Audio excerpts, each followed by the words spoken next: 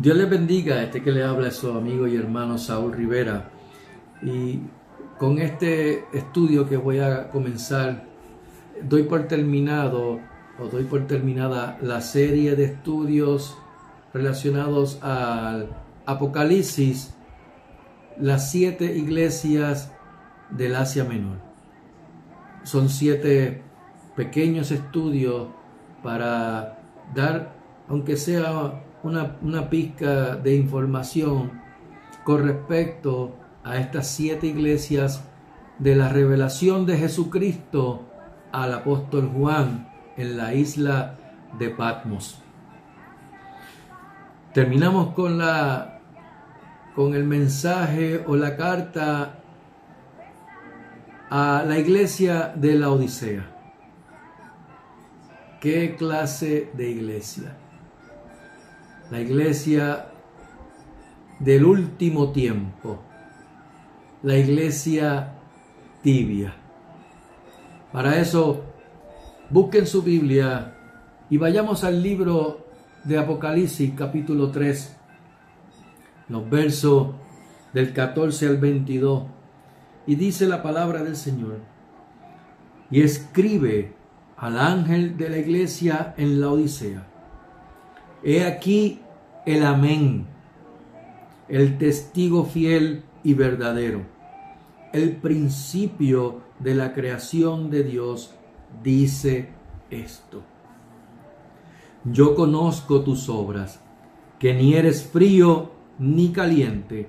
Ojalá fueses frío o caliente, pero por cuanto eres tibio y no frío ni caliente, te vomitaré de mi boca.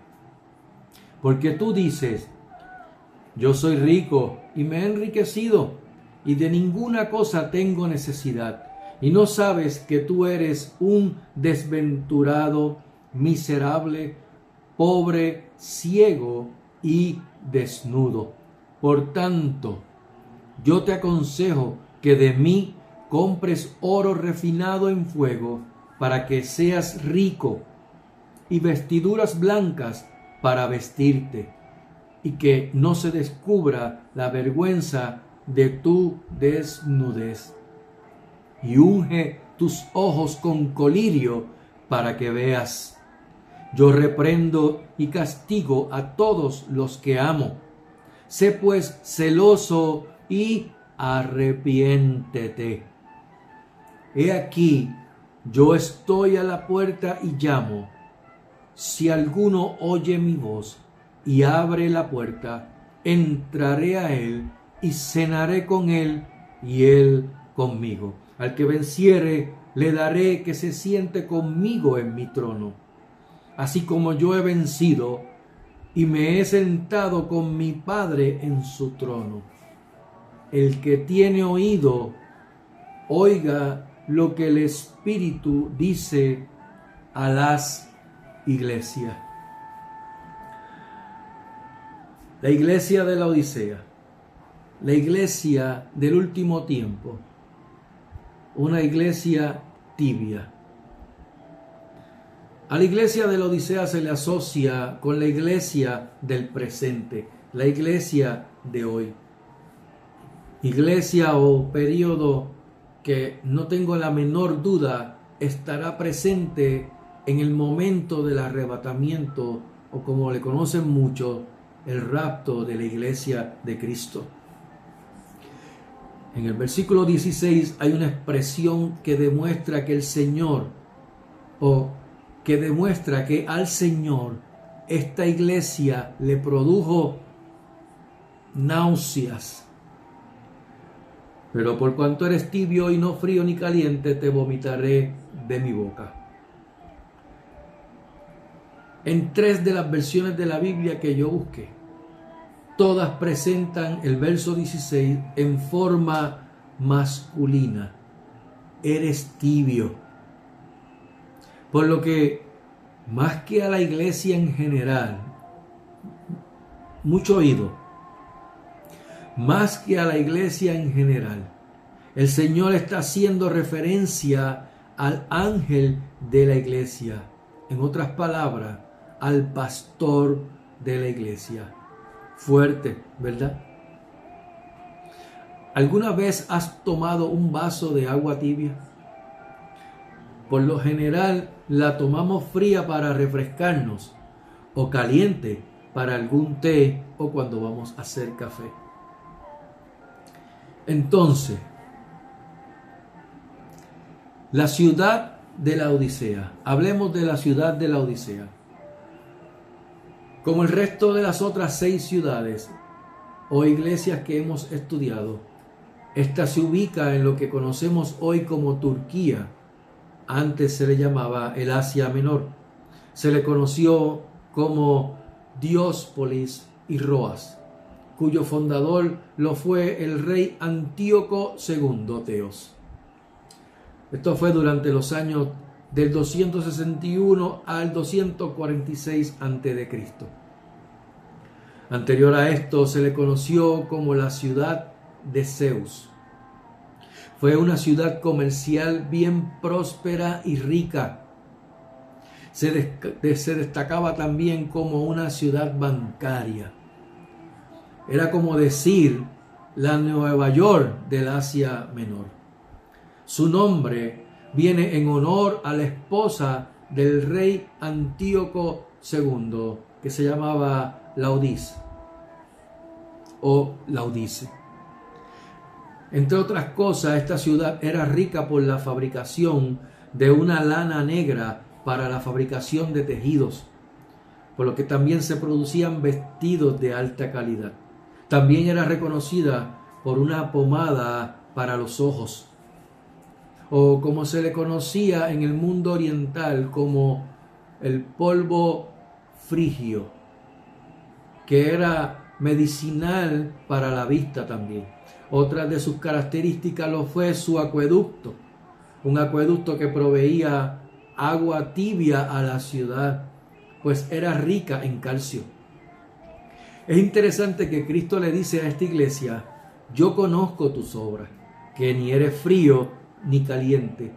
Ojalá fueses frío o caliente.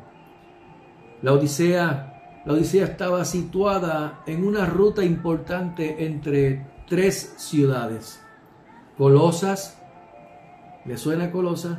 Los colosenses, Hierápolis y la Odisea. Así que la iglesia de la Odisea fue evangelizada o fue de interés para el apóstol Pablo, cuando en su carta a los colosenses le escribe saludando de parte de Epafras, Lucas, Aristarco y Marcos, sobrino de Bernabé.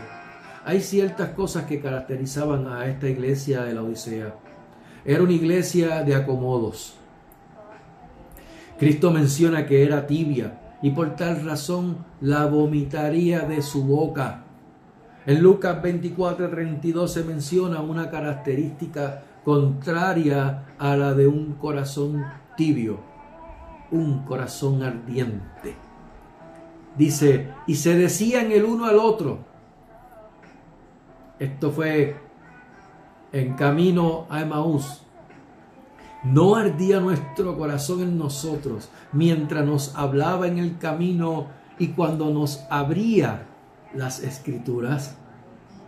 ¿Por qué una iglesia de acomodos? Iglesia, un cristiano tibio es uno que se siente confortable, complaciente, cómodo, que ignora lo que realmente necesita. Al ser frío o caliente, tú lo sentirías, lo percibirías de inmediato. Si coges un vaso de agua fría, vas a darte cuenta que el agua está fría. Ponla un rato y vuélvela a tomar, y lo primero que vas a decir es, esta agua no. Y obviamente si coges un agua caliente, te va a quemar. Así que en ambos extremos tú lo percibirías. Tanto el agua fría que salía de Colosas, como el agua caliente que venía de Hierápolis. Colosas, Hierápolis, y Laodicea tenían cada una propiedades valiosas, pero al llegar a Laodicea, tanto el agua fría como el agua caliente de ambas ciudades se tornaban tibias. Todo creyente en Cristo, en todo cristiano, debe haber motivos para estar siempre fervientes y encendidos en el Espíritu. En Romanos capítulo 12, verso 11, se nos enseña a estar siempre fervientes en espíritu, sirviendo al Señor. Dice, en lo que requiere diligencia, no perezosos, fervientes en espíritu, sirviendo al Señor. Al igual que en Romanos 12, 11, también nuestras oraciones deben ser igual de fervientes. En Colosenses 4:12 se nos muestra que Epafras rogaba encarecidamente en sus oraciones. El apóstol Pablo sentía y sostenía una gran lucha espiritual tanto por los cristianos de Colosas, por los colosenses, como también los de Laodicea, los laodicenses. Esto lo vemos expresado en Colosenses capítulo 2, verso 1. Porque quiero que sepáis cuán gran lucha sostengo por vosotros y por los que están en la Odisea y por todos los que nunca han visto mi rostro. Así que tenemos en la Odisea a la iglesia con un amor de corazón a medias. Históricamente hablando, como he mencionado en las otras 6 iglesias, la iglesia de la Odisea representa la última etapa de la iglesia de Cristo en la tierra. Una iglesia completamente tibia, plagada de mucha religiosidad, fracasando al no decirle al ser humano, al no decirle al mundo entero que es pecador, al no decirle que como individuo se está perdido sin Cristo, al no advertirle que de las terribles consecuencias de vivir una vida en pecado a espaldas de Dios, de la certeza del infierno y que solo Cristo salva. En otras palabras, que hace falta iglesias, predicadores, pastores que lleven al ser humano a reconocer y aceptar que hay un cielo que ganar y un infierno que escapar, si lo pudiéramos decir de esa manera, porque tú no ganas nada. La salvación es por gracia, no por obra. Pero en un término para que lo pueda escuchar, lo pueda entender el mundo pecador, el mundo incrédulo, tienes un cielo que ganar y un infierno que escapar. La realidad es, querido amigo, que de quien tienes que escapar o de lo que tienes que escapar es de la ira de Dios. Bueno,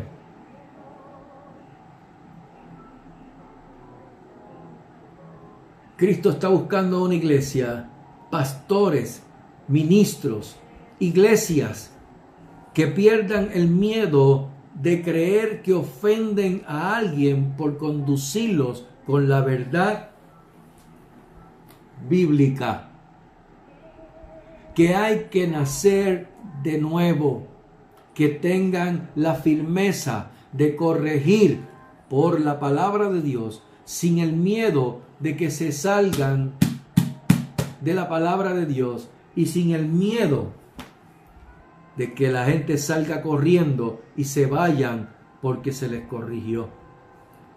Que pastores, que ministros no se dejen manipular por los ricos que aportan grandes cantidades a las iglesias.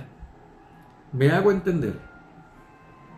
Que sepan que no son responsables ante hombre alguno si su brazo gira a la izquierda o a la derecha, para no ofender y estar en algún problema por su decisión, sino que son responsables ante Dios mismo por el mensaje de salvación que llevan y que entregan tan solo por no ofender a alguien. La iglesia que acomoda el mensaje de la palabra de Dios para agradar a cualquier persona, a uno o otro grupo de la congregación, pero sin ofender a nadie, es una iglesia que se ha vuelto tibia. Perdieron el celo por Cristo. David Wilkerson, autor del libro La cruz y el puñal, dijo, y cito: lo que Dios deplora es la mezcla que se está introduciendo en muchos de nuestros círculos. La mezcla es sinónimo de tibieza. Esta mezcla se halla en todas partes que observamos en estos días. Así están en los llamados conciertos de rock cristiano, por ejemplo, que mezcla más increíble. Por lo general empiezan con: estaremos aquí solo para ministrar a Jesús, para glorificarle. Se oyen hablar cosas dulzonas en cuanto a la santidad, el arrepentimiento y entregarse por entero a Jesús. Y de pronto es el espíritu de Elvis Presley lo que parece caer sobre todos ellos, y entonces se transforman justo ante nuestros ojos en músicos de rock pesado, saltibanquis, desvergonzados y sensuales. Antes que el evento se acabe, se oye que se jactan de que vamos a llevar a Jesús a donde la iglesia nunca va: a las cantinas, a los conciertos seculares, a la televisión local. Estamos orando que Dios nos dé el oído del mundo. Queremos alcanzar a la misma gente que el mundo alcanza. Si voy a creer lo que Jesús dijo, la gente del mundo los apedrearía con tomates y los expulsaría de los escenarios. Es decir, si estuviéramos realmente ministrando en el Espíritu. Mientras más cantan por Jesús, más los odiarían y los despreciarían. Los cantantes del Evangelio que el mundo está elogiando y aceptando han perdido la presencia de Jesús, exactamente lo mismo que causa el rechazo. El Evangelio de Jesucristo es locura para el gentil. ¡Wow! ¡Wow!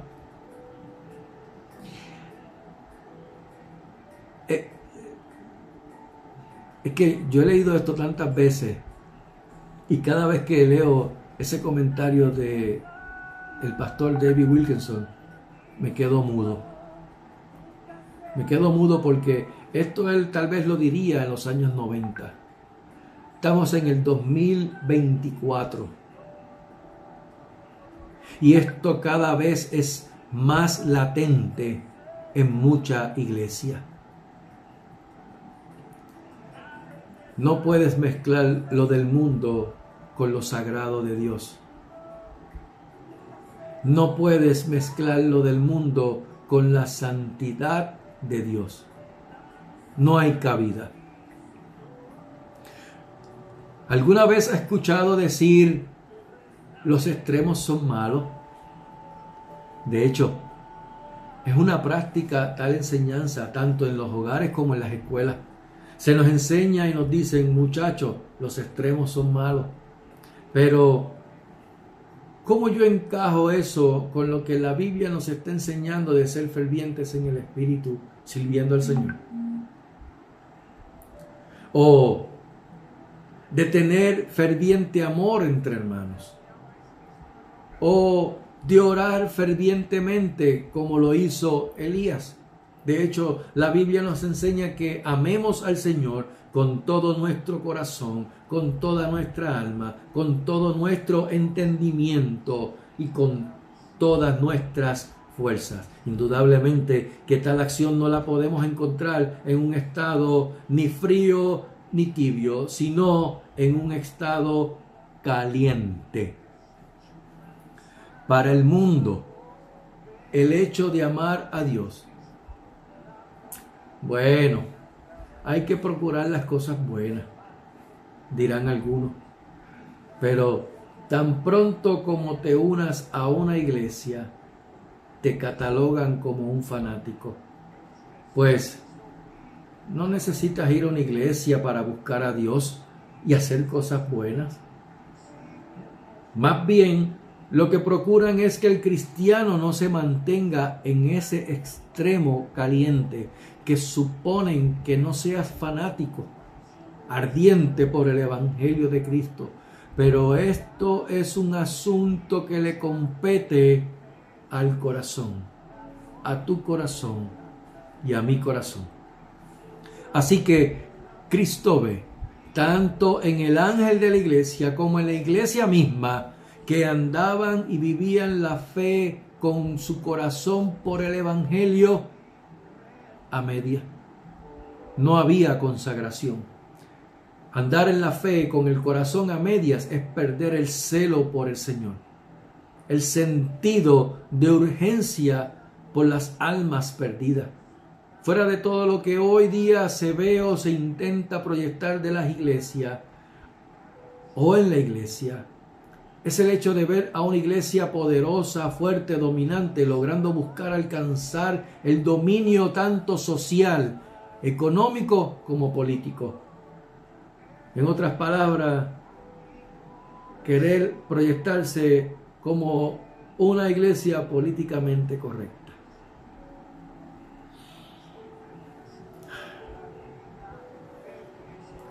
Me van a disculpar los que de una manera u otra quieren hacer ver que la iglesia está para hacer el reino de Dios en la tierra como un gobierno perfecto y justo, eliminando toda injusticia, opresión, pobreza y lucha de los más desventajados, llenos de jactancia por la cantidad de feligreses en sus imperios, llenos de líderes simpáticos, simpaticones y con mucha elocuencia, procurando no ofender a las masas, declarando y decretando toda clase de palabras o frases rebuscadas para obtener dinero, capacidad y experiencias por sus propias fuerzas.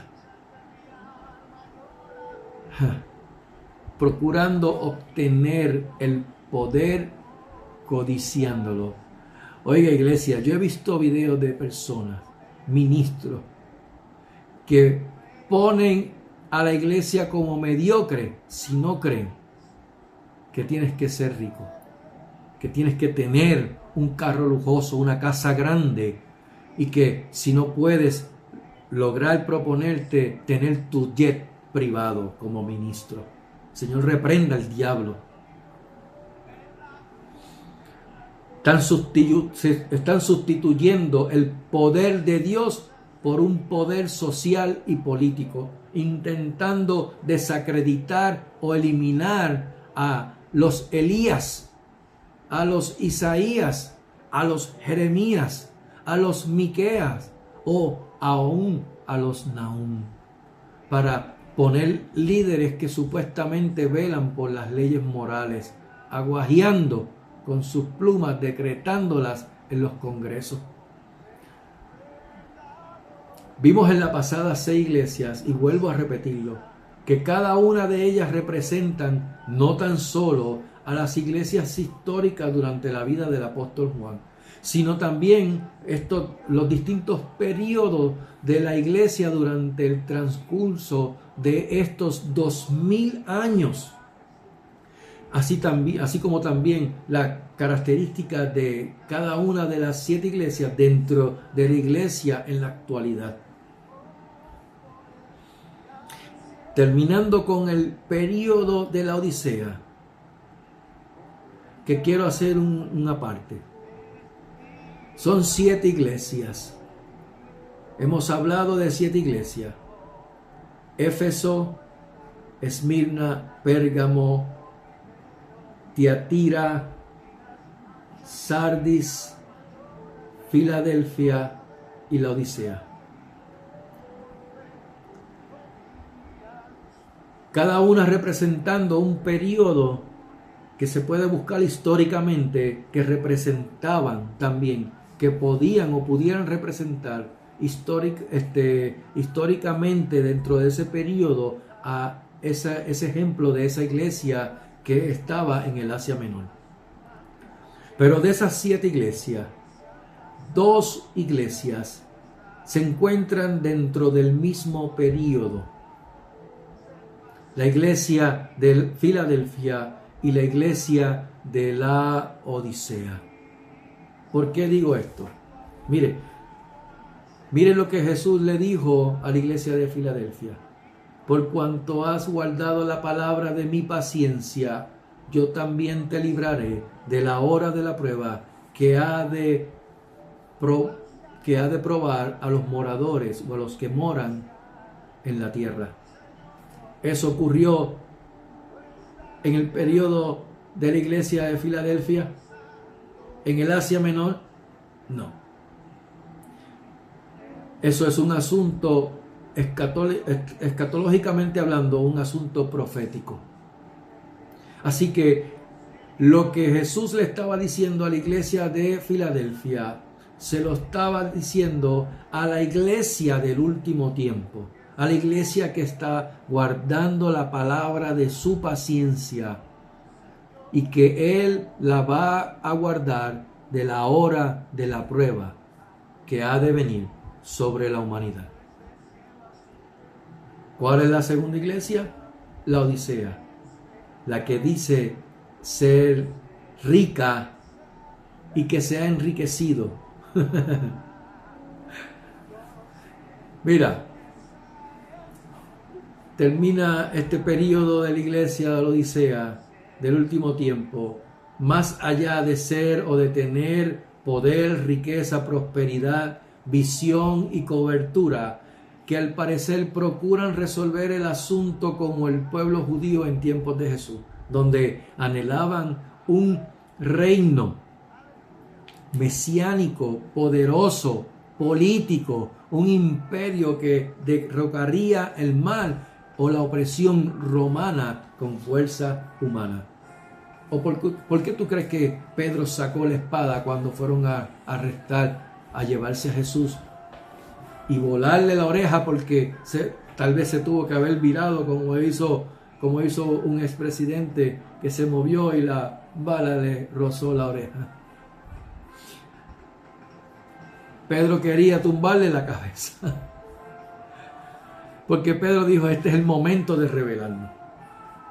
Aquí es que viene Jesucristo, que el Maestro se va a poner en su sitio y va a hacer frente con su poder. Qué equivocado estaba. Más allá de todo eso, esta iglesia no tiene como destino tener dominio, ni poder, ni autoridad. Absolutamente de nada. Tiene como destino juicio. Lo que dice ser no es. Veamos. No es rica, es pobre. No va aumentando, es despreciable, es desventurada, es miserable, no tiene visión, es ciega, no tiene cobertura, está desnuda. Una iglesia a punto de ser aborrecida por parte de Cristo. Más que ser el vehículo del reino de Cristo en la tierra donde vive. Pero existe un remanente. Siempre existe un remanente. Un pueblo que no procura agradar al mundo, ni mucho menos amar al mundo. Juan 15:18, no améis al mundo ni las cosas que están en el mundo. Vamos a buscarlo, a ver si estoy correcto. Juan 15:18. Si el mundo, no estaba correcto. Si el mundo os aborrece, sabed que a mí me ha aborrecido antes que a vosotros. Leo el otro. Si fuerais del mundo, el mundo amaría lo suyo, pero porque no sois del mundo, antes yo os elegí del mundo, por eso el mundo os aborrece. Esta iglesia estaba lejos de ser una iglesia que aborrecía al mundo. Con esto no estoy diciendo si un creyente puede o no ser político. Con esto no estoy diciendo si un creyente puede o no ocupar un escaño en la legislatura o en la gobernación, sino más bien que estemos donde estemos, en el lugar de trabajo que diariamente vamos.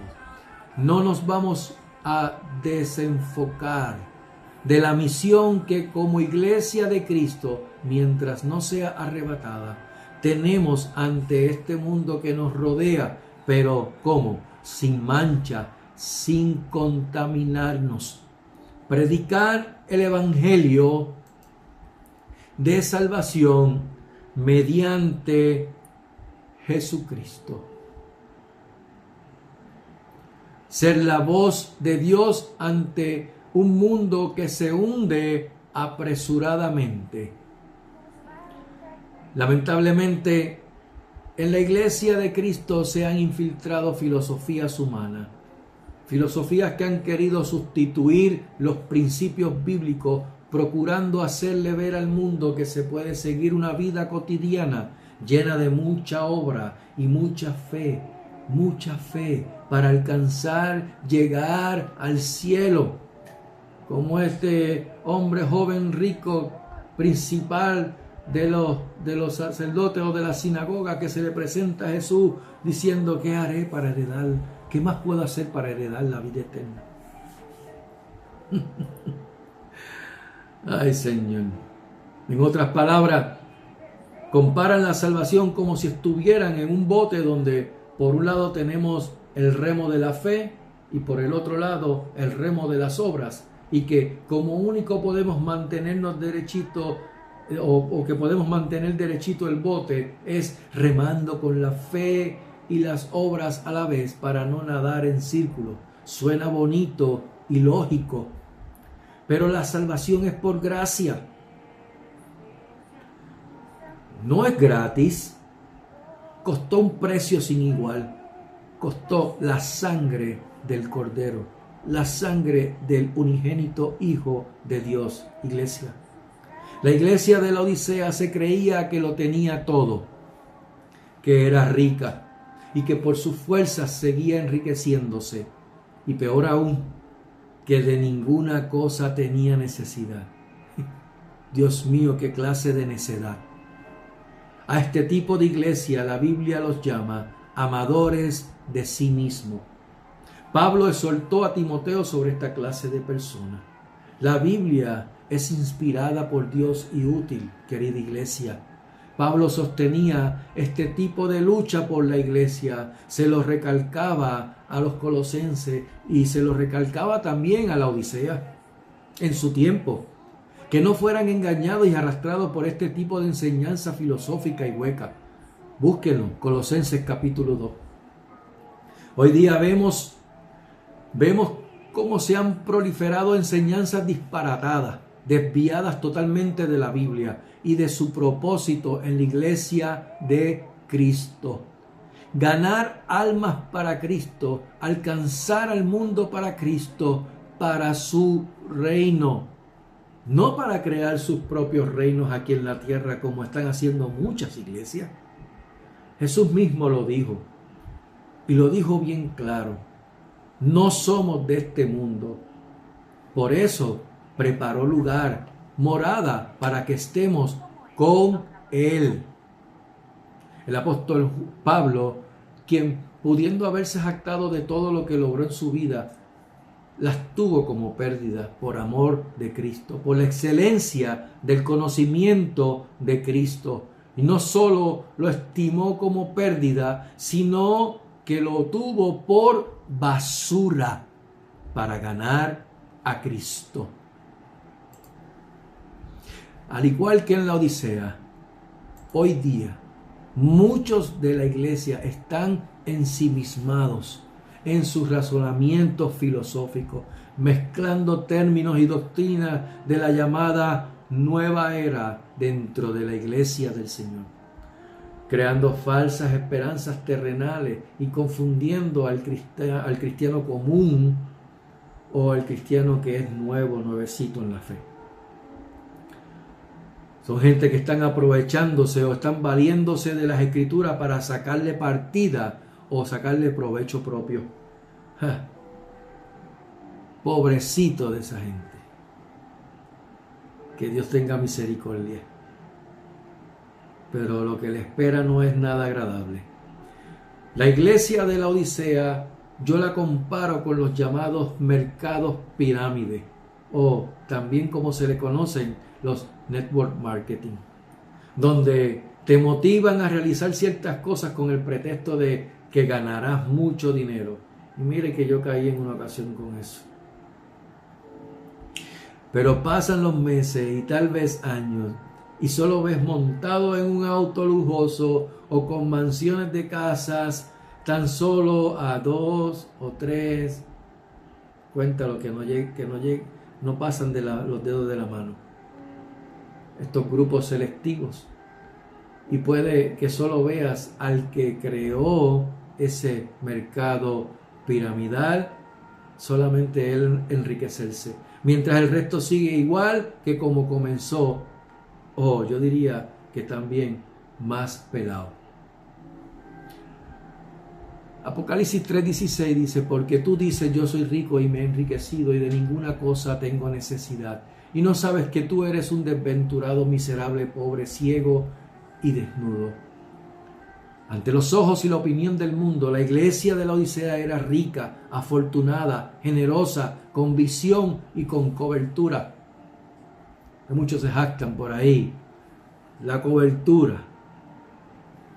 Pero, ¿cuál opinión queremos escuchar? ¿La del hombre o la de Dios? ¿Qué opinión tenía Cristo respecto a cómo se sentía la Odisea de sí misma?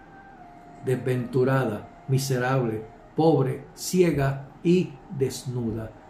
Lo más impresionante, o mejor dicho, lo más preocupante y desconcertante ante todo esto es que era una iglesia sin Cristo. Oiga esto, era una iglesia sin Cristo.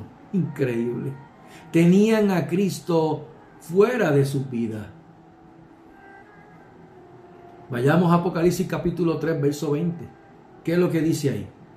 He aquí yo estoy a la puerta y llamo. Si alguno oye mi voz y abre la puerta, entraré a él y cenaré con él y él conmigo.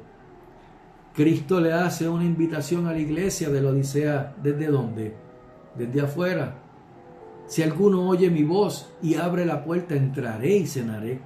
En otras palabras, estaba tocando la puerta porque él estaba afuera, porque lo dejaron afuera, mientras la iglesia estaba gozando adentro, ensimismada en sus cosas que estaban tal vez ya estereotipadas o ya programadas, pero en la programación no tienen al Espíritu Santo. Porque déjeme decirle que el que saca a Cristo de su vida, sacó al Espíritu Santo de su vida. Aunque este pasaje se ha escuchado y se ha utilizado mucho con el llamado que se le hace al inconverso hacia Cristo, este pasaje es un llamado a la iglesia de Cristo. ¿Escucharon bien? A la iglesia de Cristo.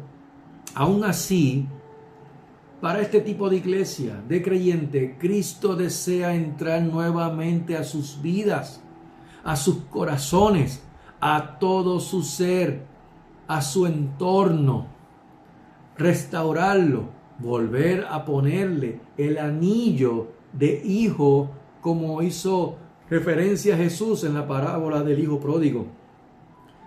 Vestirlo y preparar banquete espiritual, llenarlo de su espíritu. Aleluya, mi alma te alaba, Señor Jesús.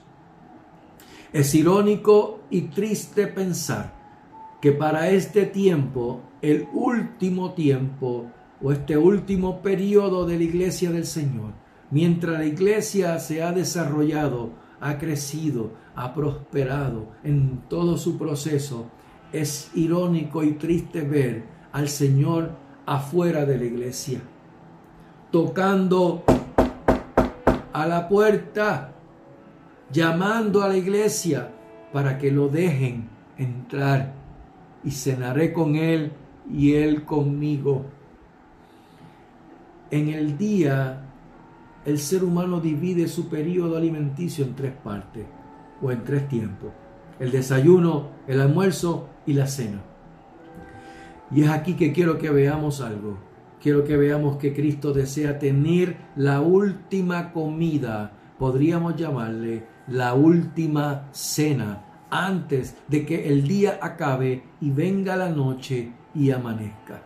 Cristo le dice a la iglesia de la Odisea, la histórica, la iglesia del último periodo, que antes de que Él retorne para buscar a su iglesia, para llevarla a su morada, Él desea darle la última llamada para entrar a sus vidas, enderezarlas, que puedan cenar juntos antes que llegue la hora cero, la hora del encuentro de su iglesia con el amado, la novia con el Cordero.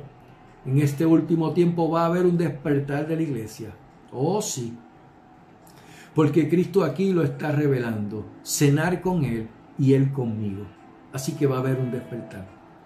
Este mensaje de parte de Cristo a su iglesia en la Odisea, la histórica, fue un mensaje contundente y definitivo, pero a la vez un mensaje sanador y restaurador.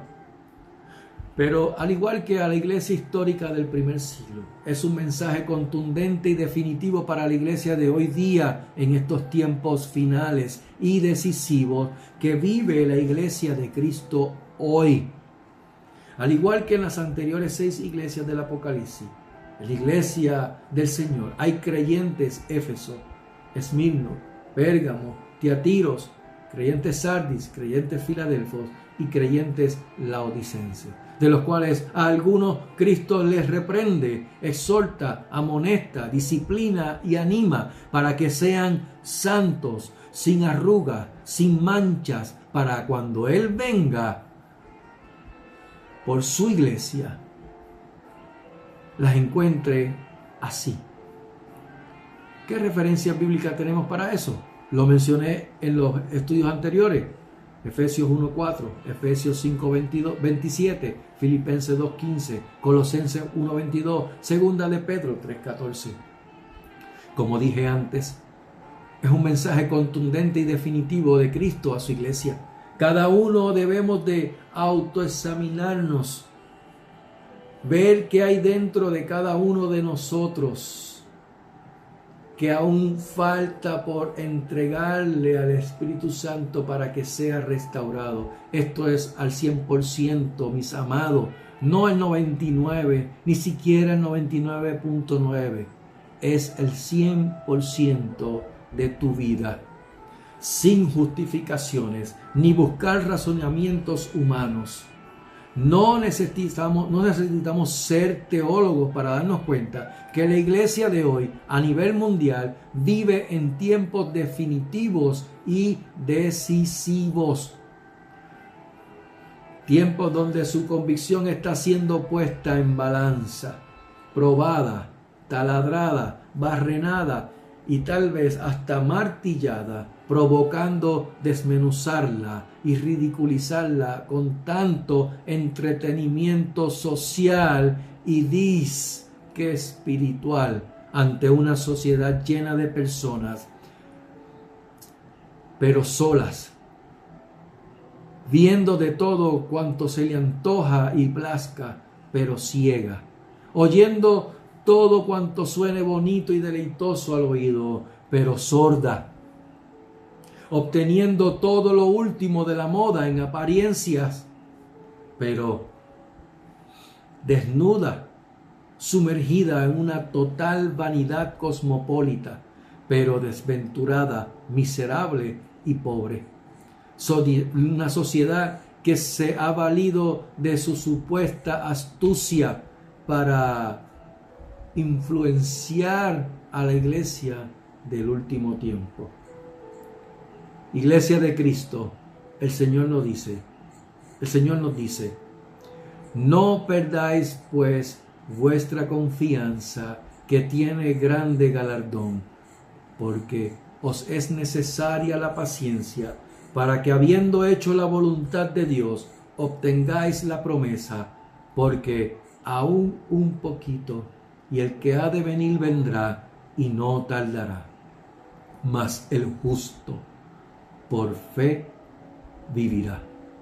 Y si retrocediere, no agradará a mi alma. Pero nosotros no somos de los que retroceden. Iglesia, no seas de los que retroceden para perdición, sino de los que tienen fe para preservación del alma. Hebreos capítulo 10, verso 35-39. Iglesia, que Jehová le bendiga y le guarde, que Jehová haga resplandecer su rostro sobre ustedes y tenga de ustedes misericordia, que Jehová alce sobre ustedes su rostro y ponga en ustedes paz, y añada gracia sobre gracia. Que el Señor les bendiga. Amén y amén.